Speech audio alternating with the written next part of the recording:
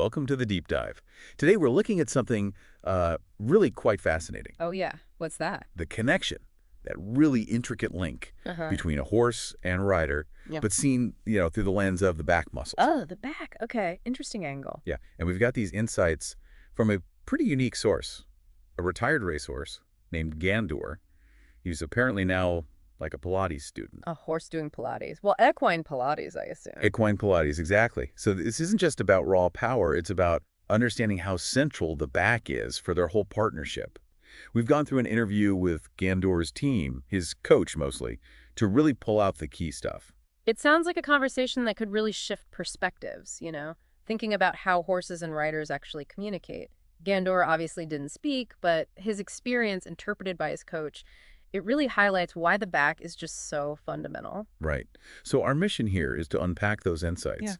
Yeah. How does the back work for communication, for performance, and how does something like Pilates fit into improving that whole relationship? And you mentioned Gandour's perspective. Yeah, what really grabbed me straight away was this idea Gandour apparently expressed that his back became this crucial antenna. An antenna. Yeah, not just muscle and bone, but this like super sensitive receiver and transmitter for all those subtle cues passing between them. It really reframes that invisible language, doesn't it? It really does. And his background coming from racing, that gives us a powerful starting point. How so? Well, he experienced it himself, didn't he?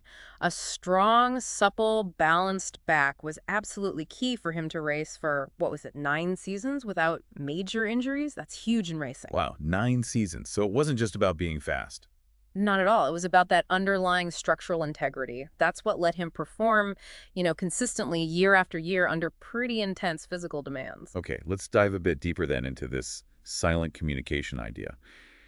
The interview mentions a study, I think from 2019, something about the horse's back and understanding rider aids. Yes, that's right. And what's fascinating there is that the research really connected harmonious muscle engagement along the horse's spine, the dorsal musculature, along with good abdominal strength. So core strength, basically. Exactly, core strength in the horse. Connected that directly to them being much better at responding to rider aids, and not just the big obvious ones, but those tiny, almost imperceptible shifts in weight or leg pressure. So it goes way beyond just like pulling the reins. Absolutely. It shows how the horse's entire posture and core condition allows them to truly perceive and then react accurately to what the rider's actually asking through their body. So it really is a two-way street, physically speaking. A flexible back on the horse lets them feel those tiny rider adjustments. But the interview stresses the rider's core strength is just as important, right? Precisely. It's a partnership.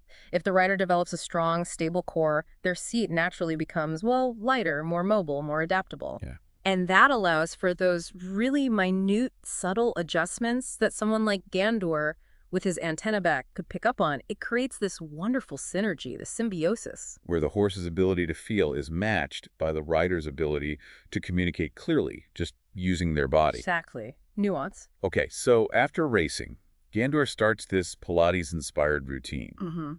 The interview mentions his coach, Wasim. What does that actually look like?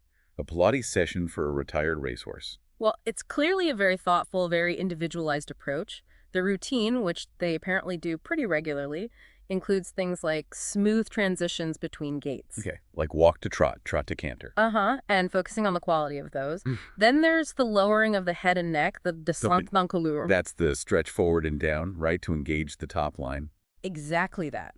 Also, walking over ground poles, which encourages careful foot placement and lifts the back. Backing up smoothly, various stretches. The key thing, though, is that Wasim really understands Gandour's body. He knows when to push a little, when to back off. It's described almost like an art of movement. An art, I like that. It's not just mechanical exercises. Which brings us to this idea of Pilates as a body translator. How does it work for both Gandour and his rider, Caroline? Well, the insight here is that Pilates helps take these sort of vague tensions or maybe inefficient movement patterns and turns them into clear, intentional movement for both of them. Okay, so for Caroline, the rider, what were the benefits? For her, it was about increased stability through her core and pelvis lumbopelvic stability, and crucially, better proprioception. Proprioception. Yeah. That's your body awareness, right? Knowing where you are in space. Exactly, like knowing where your hand is with your eyes closed. For riding, this heightened awareness of her own pelvis means she can make incredibly precise, subtle adjustments. the kind Gandour can feel instantly. Yeah, the interview gives a really concrete example. Gandour apparently used to feel little shocks, sort of jarring impacts, in his lower back during the seated trot with Caroline. How did her Pilates change that? Well, because Caroline developed that stronger, more stable core through Pilates, she got much better at managing her own balance and center of gravity using her deep abdominals. So instead of those jarring impacts transferring down to Gandour, It became smoother. much smoother, much more control, their connection improved. And apparently there's a study from 2021 that supports this. It showed riders who do Pilates have a significantly better ability to maintain good posture without fatiguing. Like 25% better. Wow, 25%, that's substantial. So what about Gandour himself, going from just flat-out racing to these more balancing Pilates-type movements? What changed for him? Yeah, it's a big shift. Remember, in racing, the main goal is forward momentum, speed. There isn't always the same focus on self-carriage or developing a really balanced, engaged top line. Right, it's a different physical demand. Totally different. So through this Pilates-inspired work, the transitions, the relaxed flat work, the exercises mobilizing his withers, Gandour actually regained some height. His back developed a rounder, more engaged shape, and his whole way of moving just became more fluid, more efficient. And there's science backing this up for horses too, right? Something about shock absorption. Yes, the interview mentioned data from an equine biomechanics lab in Geneva. They found something like a 12 to 18% increase in shock absorption in the hind limbs of horses that had an engaged dorsal chain, that chain of muscles along the back. 12 to 18%, that's pretty significant. It's huge.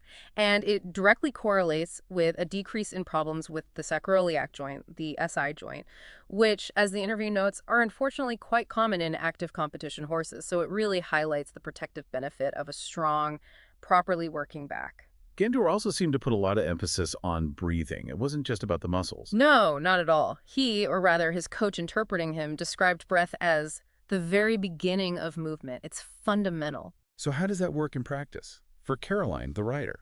For Caroline, it's about practicing lateral thoracic breathing. So breathing into the sides of her ribs, expanding the rib cage sideways, rather than just shallow breathing up into the chest or only using the belly. Okay, and what does that do? Well, it helps free up her own back, it stabilizes her rib cage, and it automatically helps engage her deep core muscles. And all of that calm, centered stability translates directly to Gandour, helping him relax and connect. And Gandour feels the difference. He benefits from his own breathing, too. Yes, definitely. The feeling was that when he felt confident and relaxed, his diaphragm could open more fully. This apparently helps tone the muscles along his belly, the ventral line, and leads to a more supple, engaged use of his hind legs. It sounds like a whole cycle of physical and mental connection. It really is. And again, there's science. A 2022 study apparently showed that horses allowed to breathe freely actually have a lower resting heart rate and better spinal mobility. It all links together. Okay, this is fascinating. Now, for riders listening, Gandour actually suggested a specific Pilates sequence. He did, through his team, of course. He recommended the modified 100, that's a classic for waking up the core. Then the swan dive, which is great for healthy extension through the upper back. Okay. The bridge with elevation, which helps connect the pelvis to the shoulders, really important for riding. And the side plank for that crucial lateral stability, holding your body straight side on. And did he give any hints on, like, how often? Yeah, the suggestion was pretty manageable. Just 3 15-minute sessions a week could apparently make noticeable changes in posture and, consequently, the horse-rider relationship. 15 minutes 3 times a week. That sounds doable. And Well, what about recommendations for the horses themselves? also very practical. Things like walking over ground poles, working uphill to engage the hind end, allowing plenty of free stretching. But maybe the most important thing he stressed, What was that? the need for the rider above him to be stable, grounded, and breathing effectively. It always comes back to that connection. It really does. The interview then kind of broadens out, offering more general advice for integrating all this, preventing back issues for both. What were some key points there? Well, a big one was progressivity, making changes gradually. For horses, that means slowly introducing exercises like the transitions, the head lowering, backing up, never pushing past their limit. And for riders. Same principle with Pilates. Build intensity slowly, focus on good form, don't just force movements and create compensations elsewhere. Quality over quantity. And equipment quality came up too, didn't it? Oh, absolutely crucial. A saddle that genuinely fits the horse well, a comfortable bit, good postural support for the rider. These are non-negotiable for back health. Ill-fitting gear is just a direct route to tension, pain, and bad movement patterns. For both. Makes sense. Regular warm-ups and cool-downs, too. Essential. Gentle stretches for the horse neck, tail before and after work. For riders, conscious breathing, gentle joint mobilization to release any back tension before you even get on. It's about preparation and recovery. And that body awareness thing, proprioception and motor control, how does that fit into the preventative advice? Think about exercises for the horse, like ground poles or working over different types of ground. That really sharpens their awareness of where their body is. For riders, it's about constantly cultivating awareness of their core, their pelvic alignment. The girl is helping both find and keep a neutral, balanced posture.